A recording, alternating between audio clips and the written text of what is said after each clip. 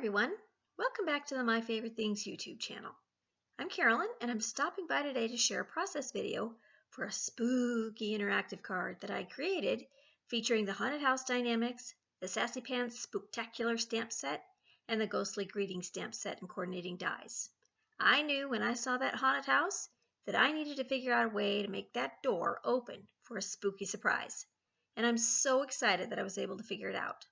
I'll warn you in advance that this video is a little longer than normal, but well worth it in the end.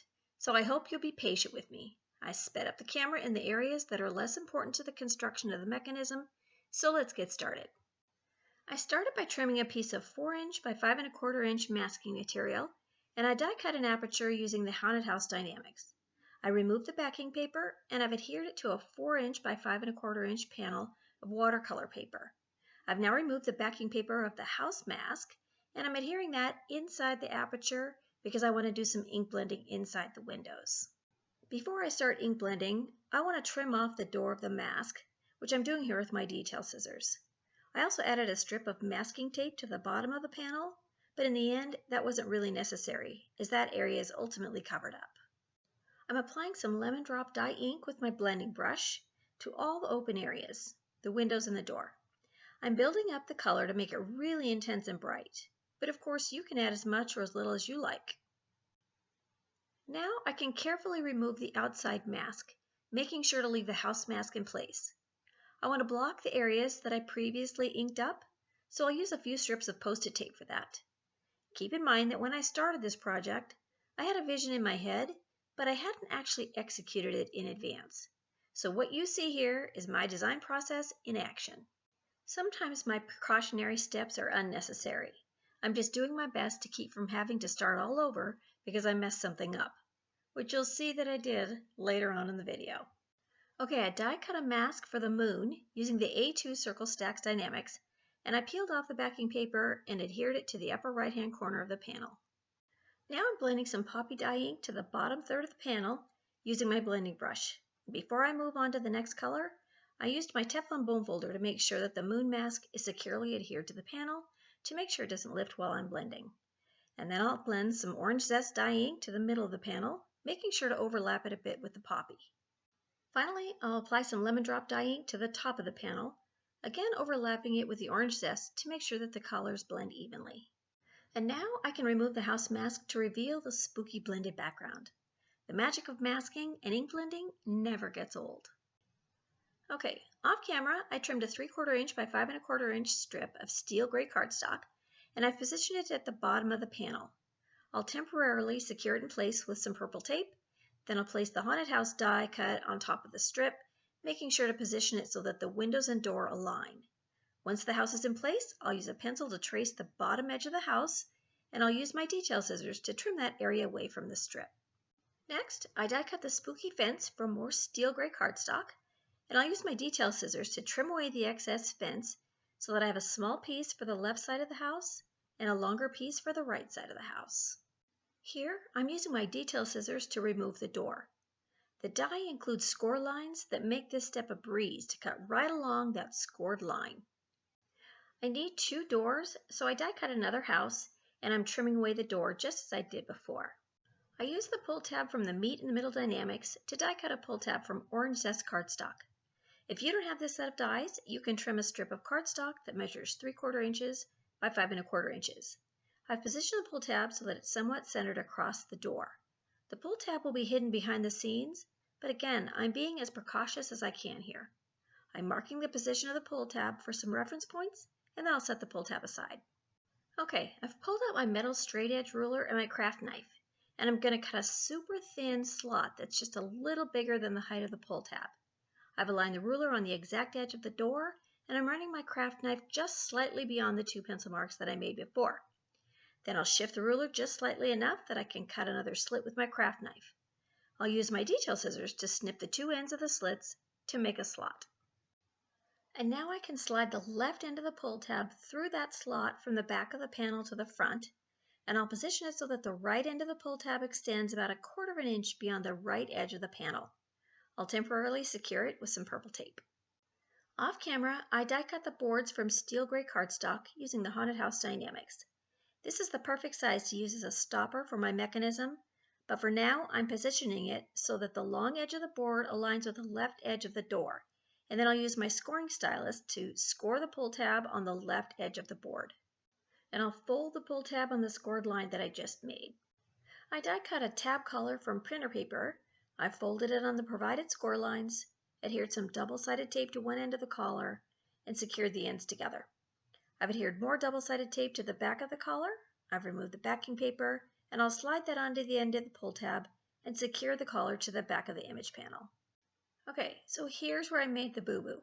So please just ignore that board to the left of the door for now. I'm now adding the doorknob to the door with some liquid glue and my jewel picker. I'm positioning the door where it belongs, but you can see that the pull tab is peeking through. So I'll just position the door and use my pencil to mark that orange that's peeking out. Then I'll use my scissors to trim that part away from the pull tab. And now I want to adhere the door to that pull tab flap that I created earlier. So I'll adhere some double-sided tape to the flap, remove the backing paper, and I'll adhere the door to the flap in the exact location of the ink-blended door on the panel. And I realized that that board is a bit of a distraction. Once I got the door adhered to the pull tab, I realized that I adhered it to the front of the pull tab when I needed to adhere it to the back of the pull tab. So I carefully removed the board from the pull tab off camera, and now I want to slide the pull tab through the slot so that the door is pushed all the way into the slot until it can't go any further. And once the pull tab and door are in position, I'll flip the panel over and I'll adhere a strip of 1/4-inch double-sided tape to the scored area of the pull tab that's now exposed, the area right next to the slot. I want to make sure that I don't have any excess adhesive exposed, so I've temporarily pulled the pull tab out as far as I can, and I'm using my scissors to trim the excess off. Then I'll remove the backing paper from the tape, and I'll adhere the board so that it's centered on the pull tab. Hopefully my mistake that I've now corrected won't confuse you. I left the footage in so that you could see we all make mistakes and that they're almost always easily fixed. Now that the board, which will act as my mechanism stopper, is adhered correctly, I'll slide the pull tab back into place and move on to the next step. I'm applying a layer of tape runner adhesive to the back of the steel gray strip that we created earlier. I'll adhere that to the bottom of the image panel. I'm applying some liquid adhesive to the smallest of the 2 spooky fence pieces that we made earlier, and I'll adhere that to the left of the house and just slightly on top of the bottom strip. I'll do the exact same thing with a larger piece of the fence on the right side of the house. I'm applying more liquid adhesive to the back of the house, and I'll adhere that to the image panel so that the ink-blended windows and door are aligned with the die cut. I avoided adding any liquid adhesive to the right side of the door, and you'll see why shortly. I'm using my craft knife to trim away any excess portions of the fence that are peeking through the left window. Off camera, I stamped one of the ghost images from the Ghostly Greetings stamp set onto some vellum using black pigment ink, and then I heat embossed it with clear embossing powder and die cut it using the coordinating die. I've positioned the ghost die cut inside the door so that he's peeking out, and I'll mark the door opening on the die cut and trim away most of the excess with my scissors. I'll slide the ghost behind the right side of the house to secure it in place. I've placed the second door that I cut earlier in the video inside my mini Misty, and I've inked up the word Boo from the Sassy Pants Spooktacular stamp set with some Sweet Tooth pigment ink. I'll stamp that onto the door a couple of times and then heat emboss it with white embossing powder off camera. Then I'll apply some liquid adhesive to the back of the door and I'll secure it to the inside of the other door to help hide that orange pull tab and to hide a fun message inside the door when it's opened. I've placed the assembled panel inside my mini Misty and I'm using my anti-static bag on the lower gray strip. I'll link up another of the Sassy Pants Spooktacular sentiments with Sweet Tooth pigment ink, and I'll heat emboss it with white embossing powder off camera. In hindsight, I probably should have removed the pull tab and door for this step to eliminate any bulk and the possible risk of messing up my stamping. Luckily it worked out fine, but I'd suggest you stamp the sentiment without the pull tab attached.